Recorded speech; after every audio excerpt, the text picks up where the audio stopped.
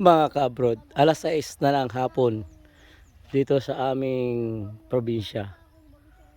Pero nandito pa rin at naghihintay kami sa pagdating ng pipick up ng aming niyog. Ayan. Alas 6 na, medyo gloomy. Gloomy na yung kapaligiran. Ganito talaga ang style pag nasa probinsya ka. Parang nagiging gloomy yung paligid kapag dapit hapon na. Wala kasing mga ilaw sa paligid, which is nakasindi na sana kung tayo nasa city. Ganitong oras nakasindi na yung mga ilaw sa city. Dito yung liwanag talaga ng papalubog na araw pa rin ang siya nagpapaliwanag ng paligid. Kapag tuluyan na lumubog ang araw, magdidilim na dito. And ayan, may mga naglalakad sa kalsada kasi papunta ngayon mga yan sa Tuklong. May Tuklong dito, malapit lang doon sa kabilang side ng lote natin. Sa katabing katabi meron dong Tuklong, at kaya naman magpupuntahan yung mga yan sa Tuklong kasi nakaugali na natin na tuwing Mayo meron tayong florisan, which is ngayon ay nagkataon naman na May 1 ay start na ng Flores de Mayo. Ang problema lang, May 1 dati kadalasan kapag May 1 merong ulan kasi yung tinatawag na Agua de Mayo. Kaso wala namang ulan ngayon kaya hindi tayo makakainom ng tubig mula sa ulan sa unang ulan ng Mayo.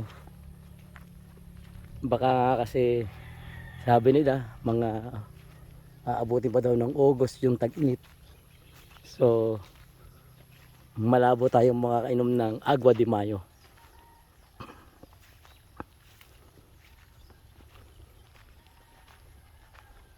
Yung katapat nating lote mayroon ng ilaw, nakailaw na yung kanyang mga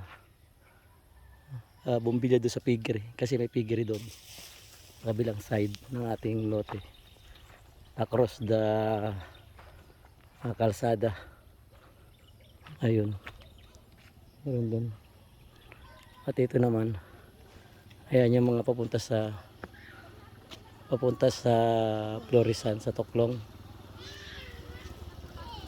Ayan, mga papunta sila sa Tuklong.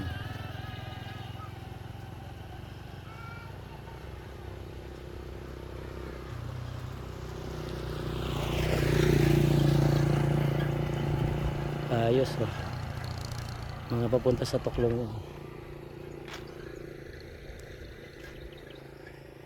Eto,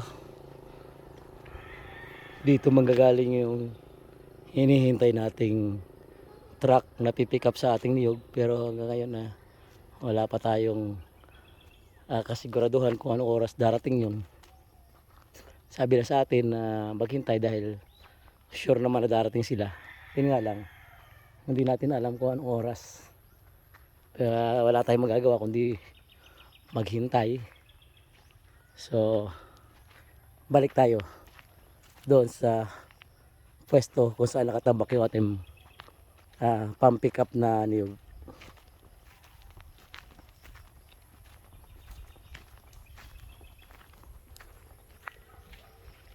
Wakas mga ka-abroad, dumating din, gabi na yung hinihintay namin. Anong oras na Anong oras na? 6:40. Ito na yung hinihintay namin pick up. Muna daw, tapos atras na lang.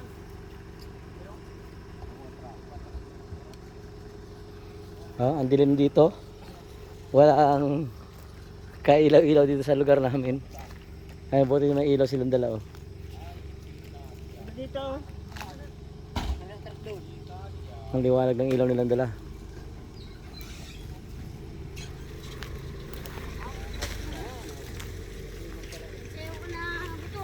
Yan.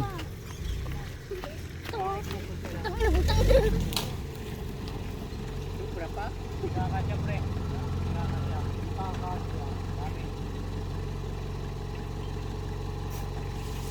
Naku, hindi pa daw kumasya. Hindi kakasya.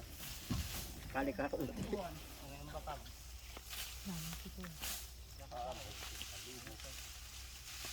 Ewan ka na dito, Jay, babal ka namin ng bakag. Hindi pwedeng hindi natin ano. Kailangan isang karga lang. Iwan na natin timbangan at ano. Maliit pala ano. Sabi kaya 1,000 daw. Okay lang, okay. Babalik muna kami. Lalagyan namin ng ano. Para magkasya siya isang karga na. Lagyan ng banlat. Lalagyan namin ito ng banlat. Sabi sa'yo kayo na huwag na tanggalin eh. At siguraduhan. Kahit kami na lang ni Rodin. Ayan. Walang sidings yung kanilang ano. Babalikan pa. Balik pa sila. Kuha pa ng sidings para magkasya. Hindi daw kasya din sa kanilang truck na ito. Yung niyog. So, kuha pa sila ng panlagay dyan sa gilid para hindi tumapon yung niyog kahit mataas na yung patas.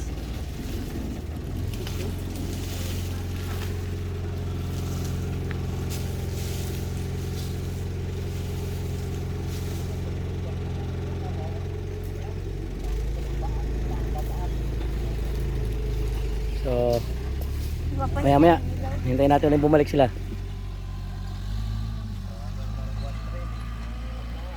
Kukunin ng bakag.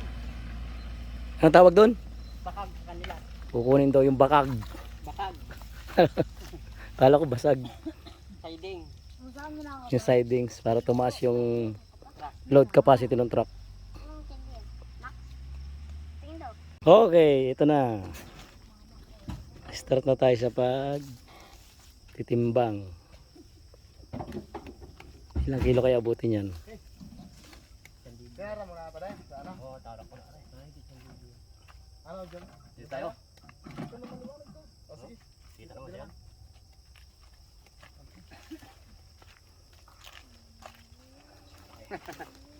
Maliit. Ngayon lang si Busing nagpa-pick up. Kailan ka dumating Busing? Isang linggo na. Ay, mag-isang buwan na pala. Ngayon pa ka Jay. Sa ano?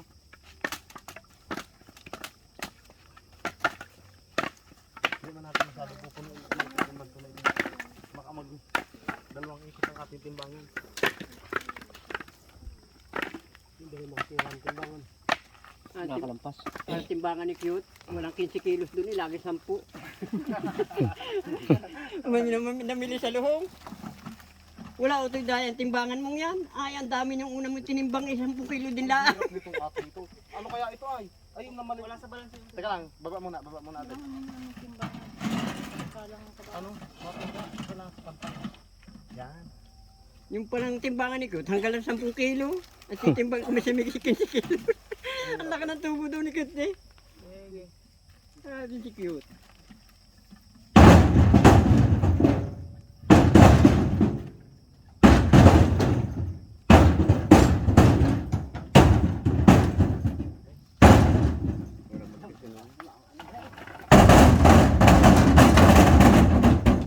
Hindi kaya sunungin yung ganyan kataas. Ito kaya Mahirapan. timbangan ng ano, yung sa luto ay yung mga banto namin dala ng isang truck na mimik up sa ano. Na mimik up sa isang dawa. Sadya ang banto niya no. Padalawang ano na natin ito laging hanggang gabi. Ano ba yun? Tatlong ako nga yata. Papa, hindi kayo mag-isang tulog niyan? Pagkakagapang yan eh. Sa balas naman eh. Makatulog ka na. Maganda naman yan. Ibig sabihin maraming customer.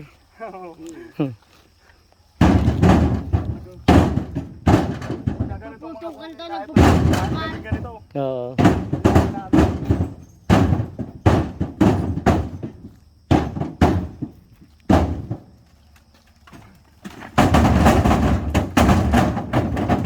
Kay Nanay Ida pala kayo pumick up nung napasobra ang bayad.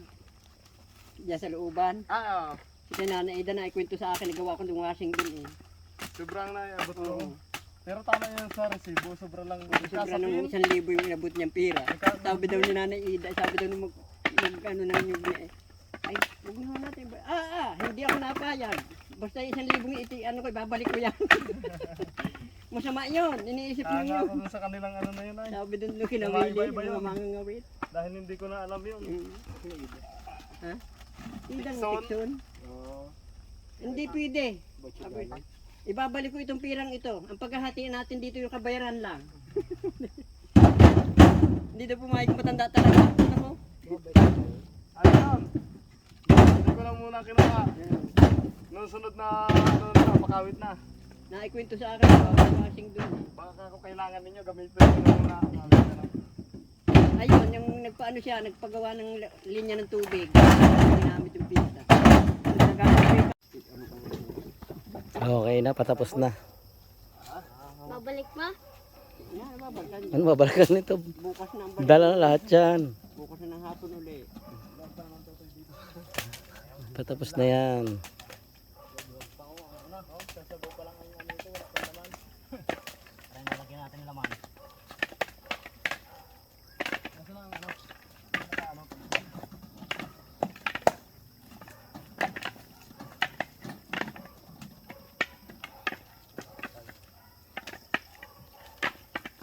Yan, gaya ng gaya pare yun. Aso ni Salding yan. Magdamag yan, hindi natigil. Puta, hindi nangangali ang panga.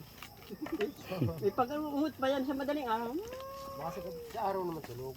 Oo, tulog nga sa araw yan. Oo, Oo, tulog sa araw. pag nadadaan ko, laging tulog yan eh. Sa gabi, may pag pa sa madaling araw. Aw, aw, aw, aw. Panga ng araw, hindi nangangalay. Panggabi ang ano, duty niya talaga. Ay, pag siya laki naman. German Shepherd yata yun. Dapat pala, nagkarga na tayo pagbalik natin doon, saka natin kinuha. Aso pala, 50 kilos. Bago lang kayo marating. Ay, yung 2-4, ay 2-4 kung mahugan eh. Pag napigilan gayaan, ay talagang, ay hindi bumitaw.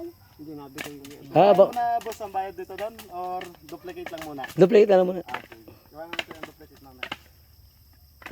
Magkano ka ano ngayon? Hindi nyo in-update kay manager doon sa ano, Biga? Tumawag naman si Mrs. Ano, Magkaan na yun doon. Magkasundo na yun. yun na yun. Baka ako magsabi mapakula. Yun na yun. Yun na yun, sige. Kahit anong sabihin ko dito. Yun lang doon. Kumisan sa maghapon nababa, nataas. Nagbabago ang presyo eh.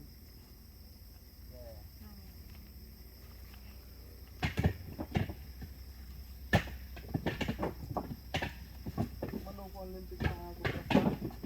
Tinamin lang kami ng ilang linggo na nakakasabay biglang bumaba.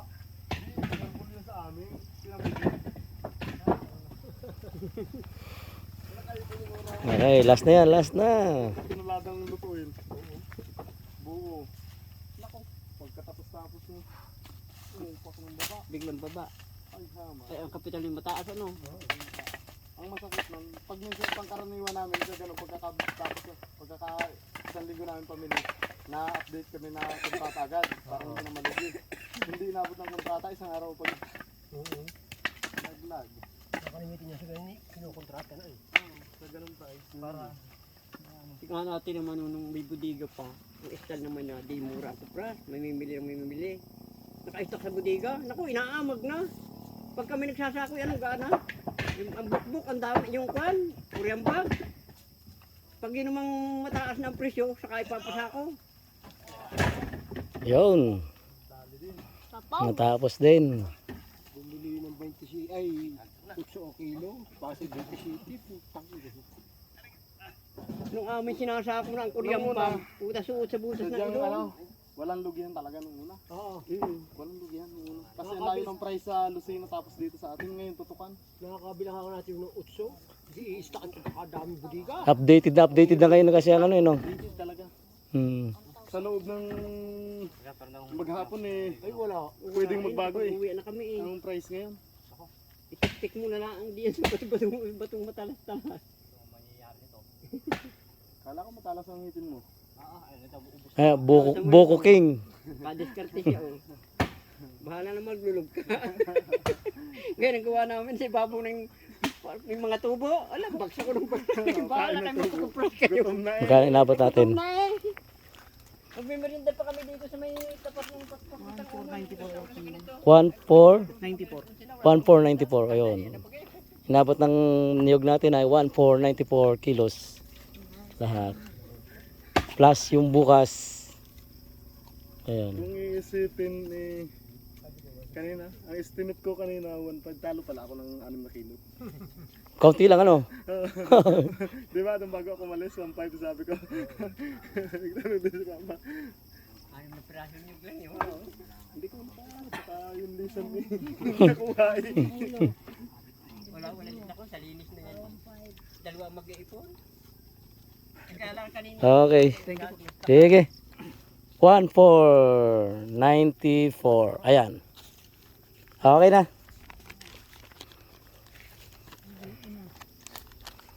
Ay natapos din ang ating trabaho maghapon. Bukas ulit. Okay, salamat. Bukas ulit. Sige. Ang dilim mo. Hindi ko na makita yung aming tricycle.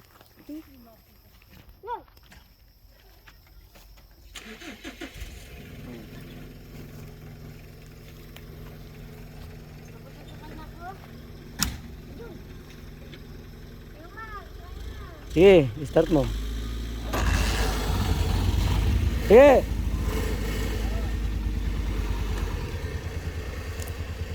Ayan na, bye-bye na mga ka-abroad, mga ka-abroad. Uwi na rin kami. Maraming salamat sa panonood. Bye-bye.